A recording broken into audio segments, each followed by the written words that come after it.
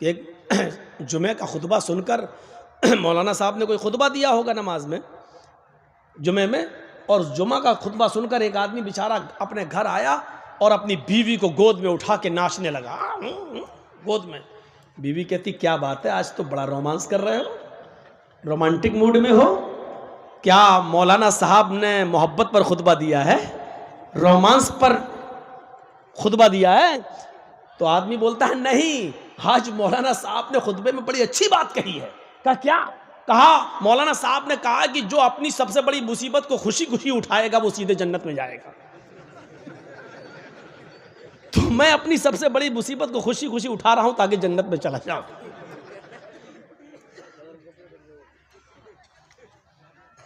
लोग कभी कभी समझते हैं और ये भी खामखा तंग करती हैं। बेचारा काम करने गया, बार बार फोन करती हैं, कहाँ हो? आदमी भी तंग आ गया, साला घर से निकलना मुश्किल हो गया, कहाँ हो? एक आदमी ने कहा पान की दुकान पे। कहा अच्छा मेरी बात तो कराओ पान वाले से। आदमी सोच रहा बीवी मेरी बात कर रहा पान वाला। ये शक का भूत भी औरत को बहुत ज्यादा होता है, बहुत ज्यादा। और ये फितरत है एक औरत की।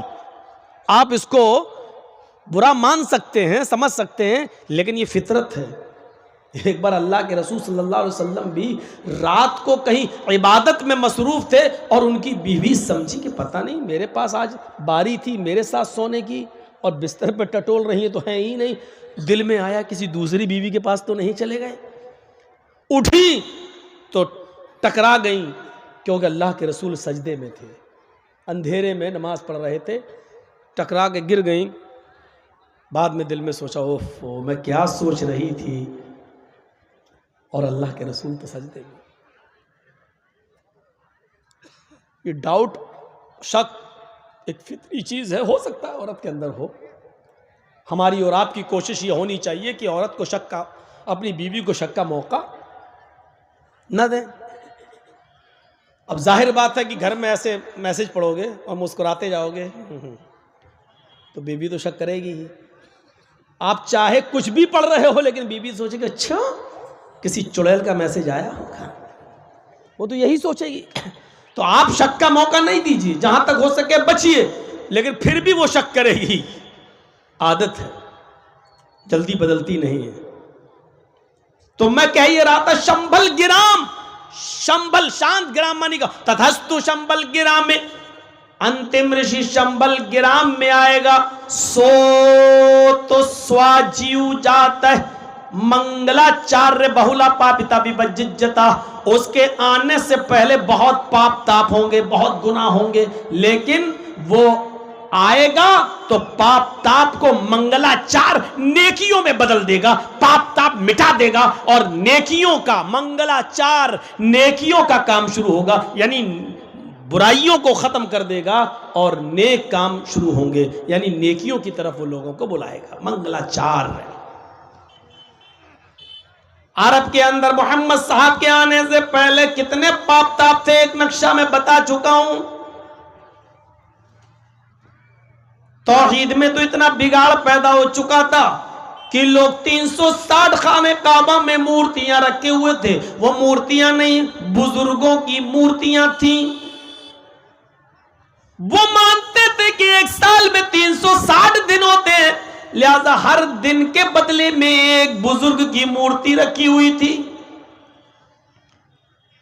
आज इस बुजुर्ग के पास जाते, कल उस बुजुर्ग के पास, परसों, साल भर उनका यही रूटीन रहता। मोहम्मद रसूलुल्लाह सल्लल्लाहु अलैहि वसल्लम ने जब मक्के को फतह किया, मदीना से आने के बाद जब मक्का फतह हुआ और मक्का में दाखिल हुए, एक दूसरे को नजरअंदाज किया, माफ किया, और माफ करने के बाद खाने काबा को सबसे पहले बुतों से पाक किया। नमाज का हुक्म बाद में, रोजे की शिक्षा बाद में, ये सारी चीजें बाद में, पहले बुतों से इस खाने काबा को पाक करें, क्योंकि शिर्क और तौहीद दोनों एक साथ जमा नहीं हो सकती है। इसलिए आप खाने काबा के अंदर दाखिल होते हैं। हजरत अली रज़ी अल्लाह ताला अन्हु ने अपने कंधे पर अल्लाह के नबी को सवार किया, बिठाया। आप कंधे पर बैठे, आपके हाथ में छड़ी थी, एक छड़ी से एक एक मूर्ति को, बुत को गिराते जाते, पकड़ा, गिराया, जमीन पर गिरी, टूट गई, एक एक मूर्ति को गिराते जाते और कहते जाते, जा अल हक व ज़हक़ल बातिल इन्नल बातिल कान ज़हूक़ा। हक आ गया और बातिल मिट गया, और बातिल को तो मिटना ही था। हक आ गया और बातिल मिट गया, बातिल को तो मिटना ही था। हक आ गया और बातिल दब गया, और बातिल को तो मिटना ही, दबना ही था। ये कहते जाते और बुत को गिराते जाते। मेरे भाइयों, इस तरीके से आपने नेक काम कराना शुरू किए। अब अरब की सरजमीन पर चोरी बंद हो गई। जो शराब पीते थे उन्होंने अपने हाथों से शराब के मटके तोड़े, शराब के घड़े तोड़े, शराब की सुराहियां तोड़ी।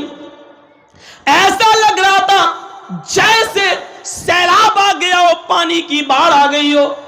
एनसाइक्लोपीडिया ऑफ बॉटनिका के अंदर लिखा है, ईसाई राइटर लिखता है एनसाइक्लोपीडिया का, क्रिश्चियन राइटर, कि नालियों से शराब बाहर निकल रही थी।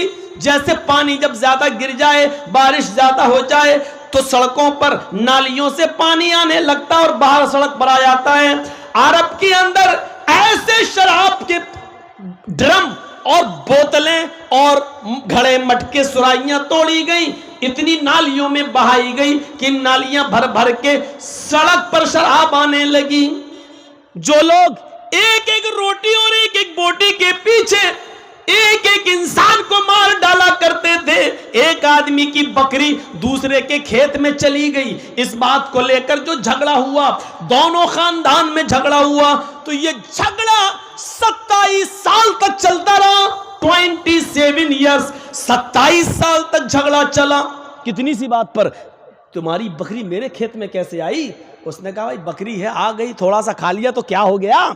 उसने कहा अच्छा अकड़ और रहा है, एक तो माफी मांगना चाहिए, दूसरा अकड़ और रहा है।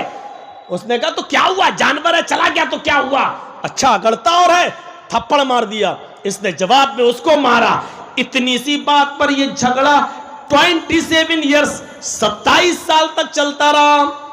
दोनों तरफ से मरने वालों की तादाद जब गिनी गई तो 27 साल में 40,000 आदमी मारे जा चुके थे। हिस्ट्री पढ़िए, कितने लोग, 40,000। और रीजन, बकरी, बकरी को मारा भी नहीं था, सिर्फ खेत में आ गई थी बस। इतनी सी बात पर लेकर झगड़ा 27 साल चला। 27 साल में पूरी नस्ल बदल जाती है। मेरे भाइयों जरा गौर करो, जब दोनों तरफ से लोग गिने गए तो कितने हुए मरने वाले, 40,000। लेकिन इसके बावजूद झगड़ा बंद नहीं हुआ। इसी बीच में मोहम्मद रसूलुल्लाह को रिसालत मिली, नबी बनकर आप आए, तब आपने पैगाम दिया, इस झगड़े को बंद कराया। फिर ऐसी नेकियों के काम हुए, जो एक दूसरे की जान लेते थे वो एक दूसरे के लिए अपनी जान देने लगे। गालिबन ग़ज़वे ज़ात रिक़ा के मौके पर या ग़ज़वे तबूक के मौके पर मेरे प्यारे साथियों, कुछ सहाबा जख्मी थे। एक सहाबी पानी पिलाने के लिए उनके पास जाता है, कहता लो पानी पियो। उसने पानी का प्याला होंठों से लगाया ही तक दूसरा चीखता है मैं भी जख्मी हूं, थोड़ा सा पानी मुझे छोड़ देना। इस आदमी ने सोचा ये तो पानी थोड़ा है और मुझसे ज्यादा वो प्यासा लग रहा है। इसने कहा पहले मेरे भाई को पानी पिला दो, शायद वो मुझसे ज्यादा प्यासा है। ये दूसरे के पास लेकर गया, अभी उसके होंठों पे पानी लगाया ही तक तीसरा चीखा थोड़ा सा छोड़ देना, अगर बच जाए मैं भी अपने हलक को तर कर लूंगा। मेरे होंठ भी खुश्क हो चुके हैं, मेरा गला भी खुश्क हो चुका है। इस दूसरे ने तीसरे के पास भेज दिया, नहीं नहीं वो मुझसे भी ज्यादा प्यासा नजर आ रहा है। ये दूसरा के पास से हटकर तीसरे को पिलाने जाता है। जैसे ही उसके पास पहुंचता है उसको उठाता है, अपने सीने से लगाता है, क्या देखता है उसके होंठ बंद हो चुके हैं। उसके होंठों में पानी का प्याला लगाता है, लेकिन होंठ की हरकत बंद। उसने सीने पे हाथ रखकर देखा तो दिल की हरकत बंद। उसने नाक पर हाथ रखकर देखा तो नाक से सांस आना बंद। गोया कि उसकी रूह निकल चुकी है। तीसरा अल्लाह को प्यारा हो चुका, वो लौट कर दूसरे के पास आया, चलो जिसके से शुरू किया था दूसरे उसको पिला दूं। क्या देखता है कि दूसरा भी अब पानी पीने के लायक नहीं रहा। आया, चलो पहले से जहां से शुरू किया उसको ही पिलाकर उसको एक नई जिंदगी दे दूं। जब पहले के पास लौट कर आता तो क्या देखता है कि वो पहला आदमी भी अपनी जान जाफरी के सुपुर्द कर चुका है, आब हयात से अपना पानी अपनी प्यास बुझा चुका है। गौर करो मेरे प्यारे साथियों, जो एक एक बकरी के लिए 27 साल लड़ते थे और 40,000 लोगों के मरने के बाद भी जंग बंद नहीं होती थी, वो लोग एक दूसरे के लिए अपनी जानें देने लगे, एक दूसरे के लिए अपनी कुर्बानियां देने लगे, एक दूसरे के लिए मरने लगे, एक दूसरे के लिए अपनी जान निछावर करने लगे। बहुला पापिता विवज्जिज्जता, मंगलाचार्य बहुला पापिता विवज्जिज्जता, वो बुराइयों को खत्म करेंगे और मंगलाचार नेकियों के काम शुरू करवाएंगे। तो मेरे भाइयों, ऐसी नेकियों के काम शुरू।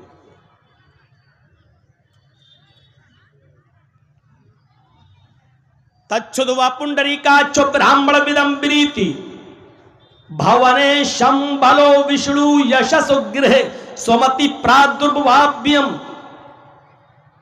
अंतिम ऋषि, आखिरी नबी शंभलो, शंभल ग्राम में आएगा, विष्णु यशसु गृहे, विष्णु यश के घर में जन्म लेगा। साफ है, गिरहे, गिरह मानी घर, कभी कहा जाता ना गिरह युद्ध, यानी घर के अंदर लड़ाई। विष्णु यशसो गिरहे, शंभलो विष्णु यशसो गिरहे, शंभल ग्राम में आएगा, विष्णु यशसो, विष्णु यश के घर में आएगा, सुमति प्रादुर्भाव्यम, और सुमति के पेट से पैदा होगा, सुमति के पेट से जन्म लेगा। कुछ रह ही नहीं गया।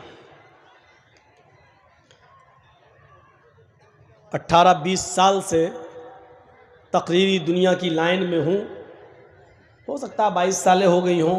लोग बता रहे हैं कि यहाँ एक बार और आप आ चुके हो, कोई कह रहा 20 साल पहले, कोई कह रहा 22 साल पहले। मैंने कहा ज़्यादा मत बताओ, अब मुझे एहसास हो रहा है कि मेरी उम्र कितनी हो गई होगी। हमें तो याद ही नहीं आ रहा है कि हम कब आए थे। ठीक है, हमें मालूम है, लेकिन अब वो 18 साल हैं कि 20 साल हैं, ये एग्जैक्ट नहीं बता सकते कि कितना। बहरहाल चलिए, आए थे, बस मकसद ये है कि आए थे। तो मेरे भाइयों, इतने दिनों से रामायण गीता सब कुछ पढ़ते हैं, तकरीरें यूट्यूब पे पड़ी हुई हैं, और सरकार भी कौन सी है, डॉक्टर जाकिर नाइक जैसी शख्सियत को भारत छोड़ के जाना पड़ा। अगर ये हमारे वेदों के मंत्रों में एक भी कहीं गलती निकाल देते तो आज हम पता नहीं कहाँ होते। अपनी बेल भी हम करा पाते कि नहीं करा पाते, जमानत भी होती कि नहीं होती। ये बड़ा अजीब हालात हैं। एक बार बस में बैठ के सफ़र कर रहा था, एक पुलिस वाला आया, कहता सीट छोड़ो, हटो हम बैठेंगे। हमने कहा भाई हम पहले आए, आप भी बैठ लो, हट हम बैठेंगे यहाँ। हमने कहा भाई मैं आपको कह तो रहा हूँ बैठ जाओ, लेकिन हमें क्यों उठा रहे हो, कि उठ रहा है या नहीं उठ रहा, या तुझे बंद कर दे अभी जेल में जाकर। मैंने कहा मैंने कोई चोरी की है जो बंद करेंगे आप? तो उसने कहा चोरी करता कौन है, अभी 10 किलो अफीम तेरे बैग में डाल देंगे, अभी 10 ग्राम 100 ग्राम अफीम तेरे बैग में डाल देंगे और कह देंगे इसके पास से निकली है, जमानत नहीं करा पाओगे। हमारे पास सब कुछ रहता है। मैंने कहा भैया आ जाओ बैठ जाओ। भाई हालात है, क्या करेंगे आप? अपने आप को बचा लो, यही बहुत बड़ी बात है इस दौर में, वरना हालात बहुत खराब थे। और बंगाल में आप लोग अक्लमंद थे और अक्लमंदी का सबूत दे गए। यूपी वालों को समझा समझा के थक गया हूं।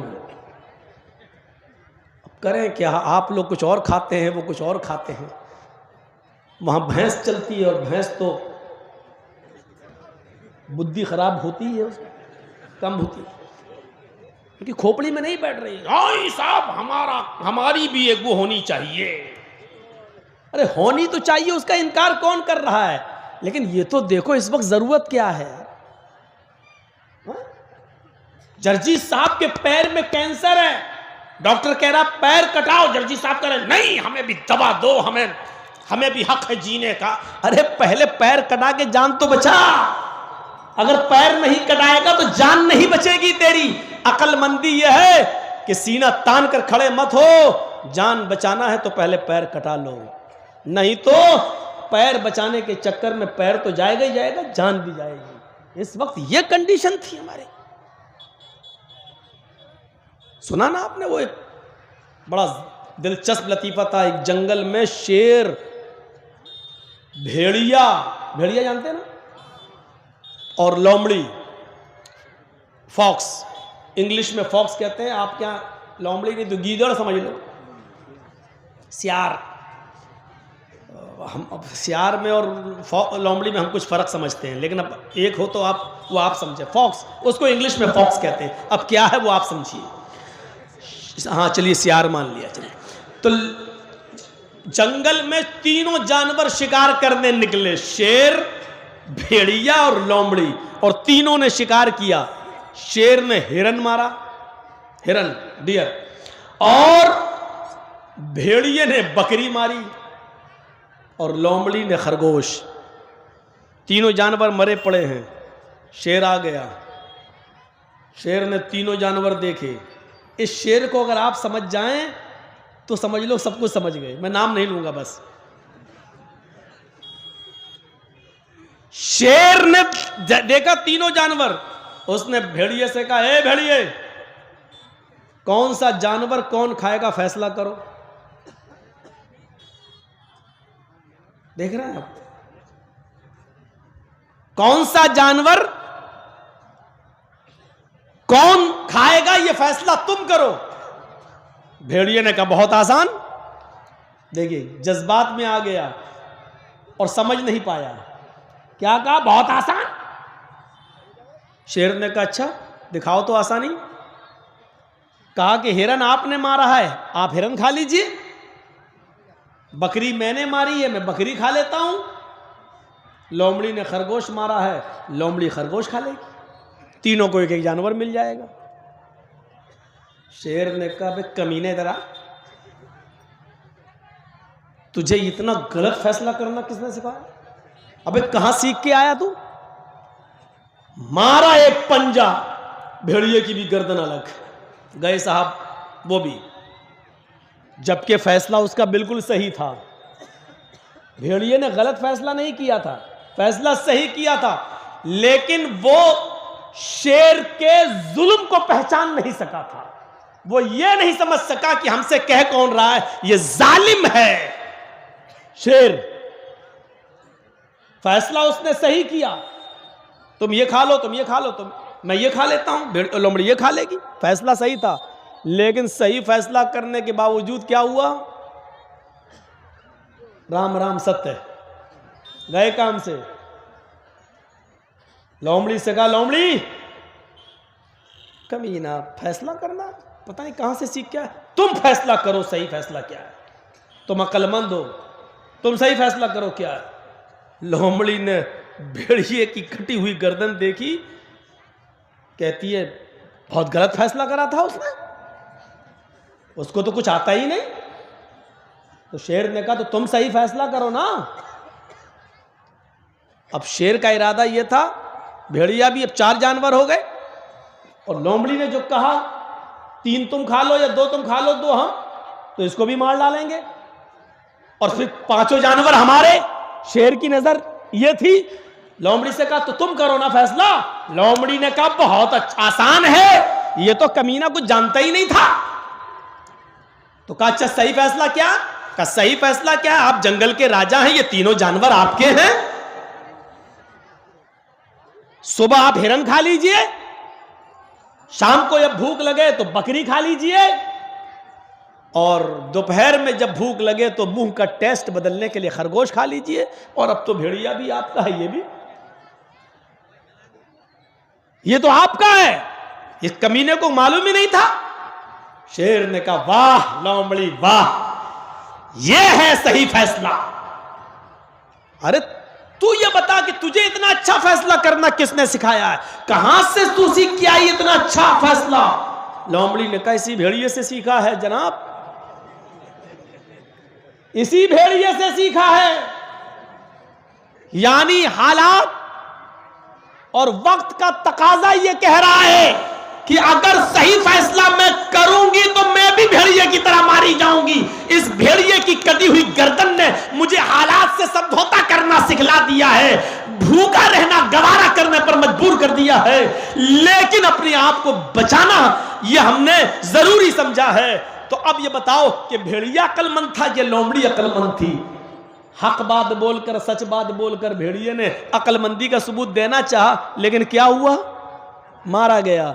और लोमड़ी ने फैसला गलत जरूर किया था, लेकिन वक्त का तकाजा यह था कि पहले अपने आप को तो बचाओ। अगर कुछ ऐसा फैसला किया तो जब हम ही नहीं रहेंगे तो फैसला करने से फायदा क्या है? तो मेरे भाइयों, लोमड़ी ने अक्लमंदी का सबूत दिया, उसने अपने आप को बचा लिया और कहा कि सारे जानवर आपके, आप जंगल के राजा, खाइए।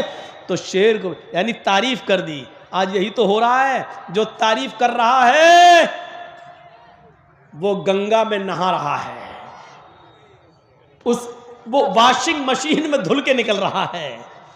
और जो तारीफ के पुल नहीं, आप देखिए अकल देखिए आप कैसी मारी गई, और मीडिया वालों की भी अकलें देखो कैसी मारी गई। जो अपना जिस्म छिपाकर स्कूल जा रही है, कॉलेज जा रही है, उस पर हंगामा कर रहे हैं, लफड़ा खड़ा कर रहे हैं। जो एक समाज को सभ्य बनाने में मदद कर रही है, उसके लिए हंगामा हो रहा है। और जो अपने कपड़े उतार रही है, उसको पद्मश्री अवार्ड दिया जा रहा है। अकल देख रहे हैं आप? अकल ये है। आप इशारा समझ गए होंगे ना? किसको नाम नहीं लूंगा, ये इतने महत्वपूर्ण लोग नहीं है कि मैं इनके लिए अपनी 2-2, 5-5 करोड़ की तकरीर बेकार करेंगे। ये इतने मुबारक लोग नहीं है। कभी कभी लगता है कि बहुत बड़ी हस्ती, उनका नाम लेने से पहले वुजू बना लेना चाहिए, तब इनका नाम लेना चाहिए। लेकिन फिर सोचता हूं इनका नाम लेने से कहीं वुजू ना टूट जाए, फायदा क्या है? ये इतने अच्छे लोग नहीं है कि इनका नाम लेकर हम अपनी करोड़ों की तकरीर बेकार कर दें। कुरान और हदीस की तो कोई कीमत होती ही नहीं है, तो हम ऐसी चीज को क्यों बेकार करें? नाम लेने की जरूरत ही नहीं है मेरे भाइयों। हिजाब कपड़ा पहनना, अरे वो कपड़ा जो सीता जी ने, रावण जब उनको लेके भागा, ऐसी पोजीशन में भी उनका चेहरा नहीं देख सका रावण। और जब लक्ष्मण ने वो नथुनी उठाई और हनुमान ने कहा कि चप्पल ओढ़नी सब कुछ पहचान गए, तो ये नाक में पहनने वाली नथुनी क्यों नहीं पहचान पाए? तो लक्ष्मण ने कहा था कि सीता जी मेरे भाई की, राम की पत्नी है, और मैंने आज तक अपनी भाभी का चेहरा नहीं देखा। जिस पर्दे को हिंदू धर्म ने इतना ज्यादा स्वीकारा हो कि रामचंद्र की पत्नी सीता जी का चेहरा राम के छोटे भाई लक्ष्मण ने न देखा हो। सभ्य समाज की स्थापना कपड़ा करता है। औरत उस वक्त सबसे ज्यादा अच्छी होती है जब वो सबसे ज्यादा कपड़ा पहने हुए हो। और सुनो, जो औरत जितना ज्यादा कपड़ा अपने जिस्म पर पहनेगी, वो उतनी ही ज्यादा सभ्य और तहजीब वाली कहलाएगी। और जिस औरत के जिस्म पर जितने शॉर्ट कपड़े होंगे, वो उतनी ही ज्यादा समाज के लिए कलंक होगी और दागदार बनाने वाली होगी। और वो अमीर बाप की बेटियां, ये भी सुन लो, ये भी पहचान मैं आपको बता रहा हूं, जो जितना अमीर होगा बाप, एक पहचान नोट कर लो, जो बाप जितना अमीर होगा, जिसके पास जितना पैसा होगा, आप उस अमीर बाप की बेटी को उतने ही शॉर्ट कपड़ों में देखोगे, उतने ही कम कपड़ों में देखोगे। बाजारों में फिरने वाली, अपनी टांगे दिखाने वाली, अपनी रान दिखाने वाली, स्कर्ट पहनने वाली और ब्लाउज पहनने वाली लड़कियां, जिसके जिस्मों पर जितना कम कपड़ा हो, आप समझ लेना कि ये उतने ही बड़े बाप की बेटी है, ये उतने ही अमीर बाप की बेटी है। कल तक ये अमीर लोग हम गरीबों की लड़कियों को नचाते थे, अल्लाह ने ऐसा अजाब नाजिल किया है कि आए अमीरों, तुम अमीर होने के बाद भी तुम अपनी लड़कियों को फुल कपड़ा नहीं पहना पा रहे हो, हमने तुम्हारी लड़कियों को नंगा कर दिया है। जो चाहता है तुम्हारी लड़कियों को देख रहा है, जो चाहता है उनके गाल पर, उनके होठों पर, उनके पैरों पर, उनकी रान पर, उनकी कमर पर, उनके जिस्म पर नजर डाल लेता है। एक रिक्शा चलाने वाला, एक हकीर दर्जे का आदमी भी तुम्हारी अमीर की बेटी को आंखों से देख रहा और दीदार कर रहा है और अपनी आंखों को सेक रहा है उनके दीदार से। अल्लाह ने यह सजा दी है इन अमीरों को, उनकी बेटियों को नंगा कर दिया है। ये कड़वे अल्फाज है। चौधरियों तुम्हें सुनना पड़ेगा, सरमायादारों तुम्हें सुनना पड़ेगा। अगर तुम सरदार हो, अपने समाज के